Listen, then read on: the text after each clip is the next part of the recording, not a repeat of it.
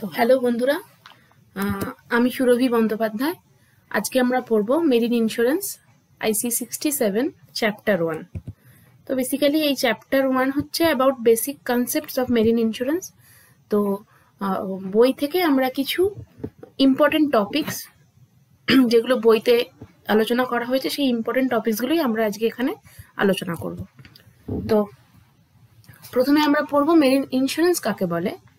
Marine insurance covers the losses or damages caused to any transport or cargo while they are being carried from one place to another. তো কোনো পরিবাহী বা কোনো পণ্যের যদি কোনো লস হয় যখন সে এক জায়গা থেকে অন্য জায়গায় যাচ্ছে, তো সেই ইন্স্যুরেন্সটাকে কভার করে হচ্ছে মেরিন ইন্স্যুরেন্স। বেসিক্যালি এই মেরিন ইন্স্যুরেন্সকে দুভাগে ভাগ করা যায়। একটা হচ্ছে মেরিন কার্গো ইন্স্যুরেন্স, অন্যটা হলো মেরিন হাল insurance. Cargo insurance is the insurance of goods in transit from one place to another. তো এক জায়গা থেকে আরেক জায়গায় যে কার্গোটা যাচ্ছে বা যে গুডসটা যাচ্ছে সেটার যদি কোনো লস বা ড্যামেজ হয়, তাহলে সেটাকে যে ইন্স্যুরেন্স দ্বারা কভারেজ দেওয়া হচ্ছে সেটা হচ্ছে কার্গো ইন্স্যুরেন্স। এবং সেই কার্গোটা যে এক জায়গা থেকে আরেক জায়গায় যাচ্ছে সেটা বাই এনি মোডস হতে পারে। সেটা হতে পারে সমুদ্র দিয়ে যাচ্ছে, সমুদ্র পথে যাচ্ছে, হতে পারে সেটা বায়ুপথে যাচ্ছে মানে আকাশ পথে যাচ্ছে, বা সেটা রেলে যাচ্ছে, বা সেটা রোডসে যাচ্ছে বাই এনি ট্র্যাকস, বা হতে পারে সেটা তোমার পোস্ট পার্সেলস বা কুরিয়ার্সে যাচ্ছে। অনেক সময় আমরা কুরিয়ারের মধ্যে দিয়েও অনেক রকম কুরিয়ার করেও অনেক রকম মূল্যবান জিনিস এক জায়গা থেকে আরেক জায়গায় পাঠাই। নেক্সট হচ্ছে হাল ইন্স্যুরেন্স। তো হাল ইন্স্যুরেন্স হচ্ছে যদি ওই কোনো জাহাজের বডির কোনো লস হয় বা কোনো জাহাজের কোনো মেশিনারির কোনো লস বা ড্যামেজ হয়, সেটার যে ইন্স্যুরেন্স দ্বারা সেটা কভারেজ হয় সেটা হচ্ছে হাল ইন্স্যুরেন্স। তাহলে hull insurance is the coverage to the body of the ship and machinery of vessel against any loss or damage. Next jokhmi hundi. তো বইতে এটা বলা হয়, এই সম্বন্ধে বলা হয়েছে যে এটা হচ্ছে একটা পুরনো একটা প্রথা, ট্রেডিং করার জন্য যেটাকে বণিকরা ব্যবহার করত। তো এখানে কি বলছে, jokhami hundi is a system executed by merchants in old times while transporting goods over long distances specially on marine trade. তো বেসিক্যালি কি হতো, এই হুন্ডিটা হচ্ছে মনে করা হতো যে এই হুন্ডি যার কাছে থাকবে, মানে প্রথাটা এরকমই ছিল যে এই হুন্ডি যার কাছে থাকবে সে হচ্ছে ওই গুডসের ওনার। তো এই জোখামি হুন্ডিতে কি হতো, সাপ্লায়ার ইন্স্যুরারকে এই হুন্ডিটা পাঠাতো এবং বায়ার ইন্স্যুরারকে পেমেন্ট করতো, প্রিমিয়াম দিত, দিয়ে তার থেকে এই হুন্ডিটা ছাড়ানোর পরে সে এই হুন্ডিটা নিয়ে গিয়ে কার্গোকে খালাস করতো পোর্ট থেকে। তো এটাই হচ্ছে এই প্রসেসটা। এটা একটা জাস্ট ফর নলেজ যে অনেক পুরোনো দিন থেকে মেরিন ইন্স্যুরেন্স চলছে, তো সেটার জন্য এটা জাস্ট একটা জানার কথা। তো নেক্সট হচ্ছে বটমরি লোনস। তো bottomry loans were raised to generate finance to prosecute the voyage by mortgaging the ship. Basically কি হতো, যদি কোনো ভয়েজের যদি কোনো জার্নির জন্য কোনো ফান্ডের দরকার পড়তো বা ফান্ড কম হয়ে যেত, তো তখন একটা জাহাজকে অ্যাজ আ মর্টগেজ বা অ্যাজ আ বন্ধক হিসাবে ধরে নিয়ে একটা ফান্ড জেনারেট করা হতো। সেটাকেই বলা হয় বটমরি লোনস বা বটমরি বন্ড এটাকে বলা হয়। বেসিক্যালি এই বটমরি কথাটা এসছে জাহাজের বটম থেকে। জাহাজের যে বটম হয়, যেটাকে আমরা মানে জাহাজের বটম বলতে কি জাহাজের যে ফ্লোর, তো সেখান থেকে এই বটমরি লোনস কথাটা এসছে। আচ্ছা, তারপরে হচ্ছে রেসপন্ডেন্সিয়াল লোন। তো এটাও ওই সেমই, কোনো রকম জার্নির জন্য যদি কোনো ফান্ডের দরকার পড়তো তখন কার্গোটাকে অ্যাজ আ সিকিউরিটি হিসাবে ধরে নিয়ে যে লোনটা বা যে ফান্ডটা জেনারেট করা হতো সেটা হচ্ছে রেসপন্ডেন্সিয়া লোনস। এবং এই দুটোকেই ইনোভেট করেছিল রোডিয়ান্স মার্চেন্টসরা। নেক্সট আমরা পড়বো letter of credit. Letter of credit is a method where bank guaranteed about buyers payment to seller. Basically কি হয় মেরিনের ক্ষেত্রে, যে বায়ার এবং সেলার দুজনের থেকে অনেকটা দূরে থাকে। দুজনে হয় বিভিন্ন দেশে রয়েছে বা একই দেশে থাকলেও একে অপরের থেকে অনেকটা দূরত্বে থাকে। ফলে এক্ষেত্রে একটা ট্রাস্ট ইস্যু হয় বা বায়ার বলে যে আগে আমি কার্গোটা হাতে পাবো তারপর আমি পেমেন্ট করব সেলারকে, আর সেলারও বলে যে আগে আমি পেমেন্টটা হাতে পাবো তারপরে আমি বায়ারকে জিনিসটা পাঠাবো। তো এই ক্ষেত্রে কি করে, ব্যাংক অ্যাজ আ গ্যারেন্টার কাজ করে, ব্যাংক ইন্টারমিডিয়ারি হিসেবে কাজ করে, এবং এর ফলে কি হয়, ট্রেডিংটা অনেকটা ইজি হয়। তো এই প্রসেসটাকেই বলা হয় লেটার অফ ক্রেডিট। এটা আমরা পরে আরো ডিটেলসে পড়বো পরবর্তী চ্যাপ্টারে। নেক্সট আমরা পড়বো the general insurance corporation of India GIC was incorporated in November 1972 as a holding company, and 4 companies আরো চারটে কোম্পানি যেগুলো হচ্ছে National Insurance Company Limited, the New India Assurance Company Limited, the Oriental Fire and General Insurance Company Limited, আর হচ্ছে the United India Fire and General Insurance Company Limited. এই চারটে company GICর আন্ডারে as a subsidiary হিসেবে কাজ করে 1 জানুয়ারি 1973 থেকে। Basically তার আগে কি ছিল, তার আগে অনেকগুলো প্রাইভেট কোম্পানি ছিল। তো এরপরে গভর্নমেন্ট বললো যে চারটে কোম্পানি গভর্নমেন্ট ফর্ম করলো, এবং এই যে এতগুলো যে প্রাইভেট কোম্পানি ছিল এই চারটে কোম্পানি নিজেদের মধ্যে ভাগ করে সেই অনেকগুলো প্রাইভেট কোম্পানিকে নিজেদের মধ্যে নিয়ে আসলো করে চারটে মেন ইন্স্যুরেন্স কোম্পানি তৈরি হলো আমাদের দেশের চারটে মেন শহরে।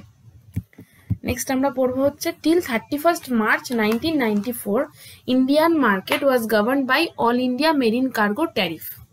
তো এই ট্যারিফ মানে কি, একটা guideline for what, guideline for rates, terms and conditions, এইসবের একটা গাইডলাইন্স হচ্ছে ট্যারিফ। তো সেই ট্যারিফটা ইন্ডিয়ান মার্কেটে, মেরিন মার্কেটে কাজ করেছিল 31st March 1994 অবধি। সমস্ত কিছু এই ট্যারিফ মেনেই হতো। তারপরে কি হলো, 1st April 1994 কি হলো, tea tariff, advance license insurance policies এর যে ট্যারিফ সেটা, আর কফি, রাবার, কার্ডামম এস্টেট, এই কটা জিনিসের ওপর বাদ দিয়ে বাকি সমস্ত জিনিসের ওপর থেকে এই ট্যারিফটা উঠিয়ে দেওয়া হলো।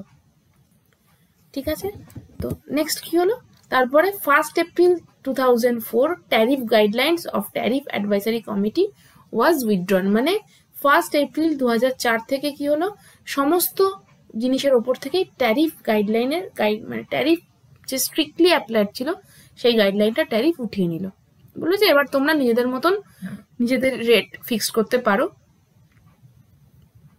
কিন্তু তা সত্ত্বেও মোটামুটি যদিও ওরকম কোনো পার্টিকুলার কোনো গাইডলাইন্স নেই, তা সত্ত্বেও এখনো অবধি এই ট্যারিফ অ্যাডভাইজারি কমিটির যে গাইডলাইন সেটাই ফলো হয়ে আসছে, যদিও এই রুলস অ্যান্ড রেগুলেশনসটা কিন্তু উঠে গেছে 1st April 2004 থেকে।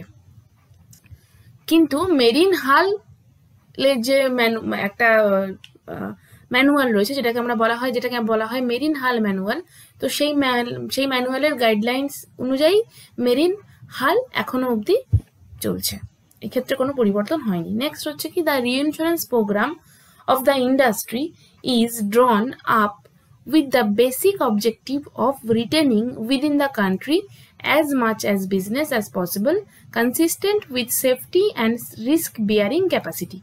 তো রিইন্স্যুরেন্স মানে কি, আমরা যখন কোনো কিছু ইনশিওর করাতে যাই তখন আমরা ইন্স্যুরেন্স কোম্পানির কাছে যাই।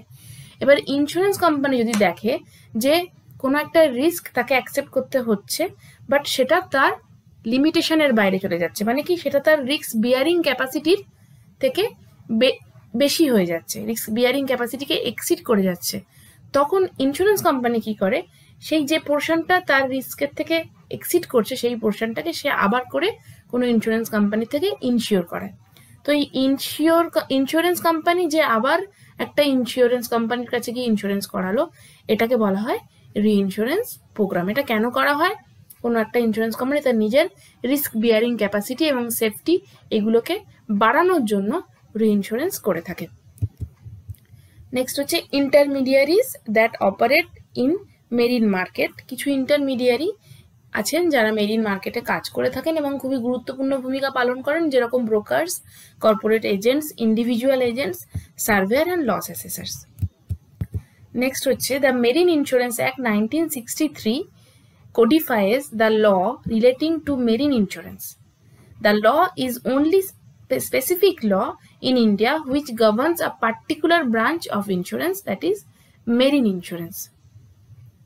তো মেরিন ইন্স্যুরেন্সের ক্ষেত্রে কি হয়, ইন্টারন্যাশনাল ট্রেড হয়, এক দেশ থেকে অন্য দেশে ট্রেড হয়। তো সেক্ষেত্রে একটা অ্যাক্ট আছে যেটা হচ্ছে মেরিন ইন্স্যুরেন্স অ্যাক্ট 1963, সেখানে এই ট্রেডিং এর সমস্ত রকম গাইডলাইন্স কোডিফাইজ আছে, এবং অন্যান্য যা ব্রাঞ্চ রয়েছে ভারতবর্ষে সেগুলো কিন্তু সমস্ত কিছু কমন ল প্রিন্সিপালে চলে, বাট মেরিনের ক্ষেত্রেই একমাত্র এই স্পেসিফিক মেরিন ইন্স্যুরেন্স অ্যাক্টে 1963-তে যা বলা রয়েছে সেই অনুযায়ী এই ইন্স্যুরেন্সটা এখানে করা হয়। নেক্সট হচ্ছে the Corporation of Lloyd's is a corporate entity financed primarily by subscriptions from underwriting members. তো এই লয়েডস হচ্ছে একটা লন্ডনের কর্পোরেট এন্টিটি, যেটা মেনলি একটা কোম্পানি চালাতে গেলে তার নিজস্ব বিভিন্ন রকমের এক্সপেন্স থাকে, যেরকম হতে পারে তার অ্যাডমিনিস্ট্রেটিভ স্টাফ এক্সপেন্স, তার প্রেমাইসেস, সে যে জায়গায় থেকে অপারেট করছে সেই জায়গাটার একটা এক্সপেন্স, আরো বিভিন্ন রকম এক্সপেন্স থাকে। তো সেই এক্সপেন্সের জন্য কি হয়, আন্ডাররাইটিং মেম্বারসদের একটা সাবস্ক্রিপশন দিতে হয়। নেক্সট হচ্ছে underwriting members are elected by the council only after the most careful examination of their financial position। মানে আন্ডাররাইটিং মেম্বার্স কারা হবে সেটা ইলেক্ট করে কে, কাউন্সিল, এবং সেক্ষেত্রে দেখা হয় যে তাদের ফাইন্যান্সিয়াল পজিশন কেমন রয়েছে তার উপরে ডিপেন্ড করে। Next, all insurance of lawyers must be placed only through the medium of lawyers broker. Lawyers policies are signed on the behalf of the underwriters concerned by XIS, যেটার মানে কি exchanging insurance service, who provide back office support। তাহলে এই exchanging insurance service কি provide করে, back office support. আর claim process and settlement is looked after by exchanging claims service. ঠিক আছে। নেক্সট হচ্ছে lawyers was given the power to appoint agents in other parts of the world war permitted by the country concern. মানে যেহেতু এদের main office বা main যে lawyer সেটা রয়েছে লন্ডনে, কিন্তু শুধু তো লন্ডনে ট্রেডিং হচ্ছে না, পুরো ওয়ার্ল্ড ওয়াইড হচ্ছে। তো সেক্ষেত্রে বিভিন্ন দেশে এই লয়ার্সের এজেন্টরা রয়েছে, সেই দেশের সেই ইন্স্যুরেন্স কোম্পানির কনসার্ন অনুযায়ী লয়ার্স বিভিন্ন দেশে তাদের এজেন্টসকে নিয়োগ করে রেখেছে বিজনেসের জন্য। নেক্সট হচ্ছে the primary duty of the agent. এবার আমরা এজেন্টের ডিউটি কি সেটা একটু পড়ে নেব। The primary duty of an agent is to keep lawyers informed about the shipping movements, casualties and other matter of interest of the marine community। মানে marine কমিউনিটির স্বার্থে যে কোনো রকম ইনফরমেশন থাকবে সেটাই হচ্ছে লয়ার্স এজেন্ট কি করবে, লয়ারকে ইনফর্ম করবে। His duty is to assist the master of the ship which is in distress condition and thereby to protect the interest of the insurer insuring the ship and the cargo। মানে তার দায়িত্ব হচ্ছে কি, শিপের যে ওনার রয়েছে তাকে guide করা। তো তাকে গাইড করা মানেই যদি শিপটা এবং কার্গোটা যদি সেফ থাকে, তাহলে ইন্স্যুরার যে ওইগুলোকে ইন্স্যুর করেছে তার পক্ষেও সেটা সুবিধাজনক হবে, তাকেও প্রোটেক্ট করা হবে। দে অলসো অ্যাপয়েন্ট সার্ভেয়ার্স, মানে the agents can also appoint surveyors to survey damages to a ship or cargo if ওরা যদি মনে করে, এজেন্ট যদি মনে করে যে এখানে কোনো নেসেসিটি রয়েছে সার্ভেয়ারকে অ্যাপয়েন্ট করার শিপ বা কার্গোকে সার্ভে করার জন্য, তাহলে তারা সেটাও করতে পারে। If the policy makes provision for settlement of claims abroad, the Lloyd's agent adjust and settles such claims on behalf of the insurer. তো এগুলো হচ্ছে লয়ার্স এজেন্টের ডিউটি। Next, the International Underwriting Association of London, যেটা আমরা বলবো IUA, পরীক্ষার এটার ফুল ফর্ম আসতে পারে।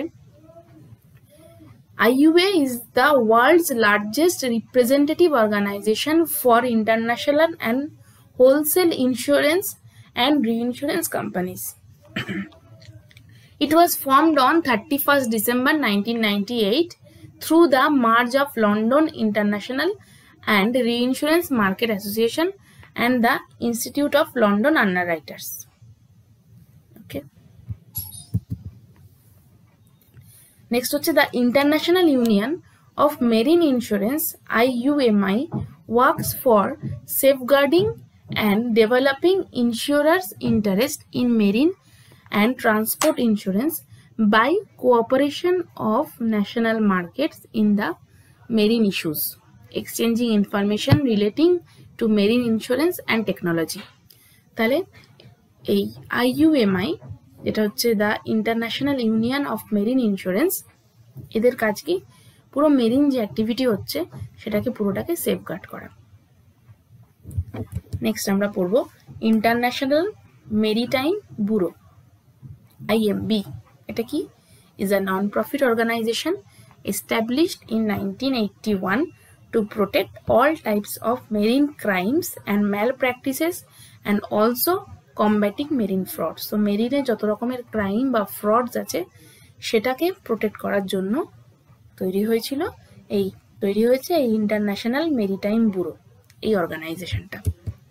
নেক্সট আমরা পড়ব ট্যারিফ অ্যাডভাইসারি কমিটি, যেটার ব্যাপারে আমরা আগেই পড়েছি।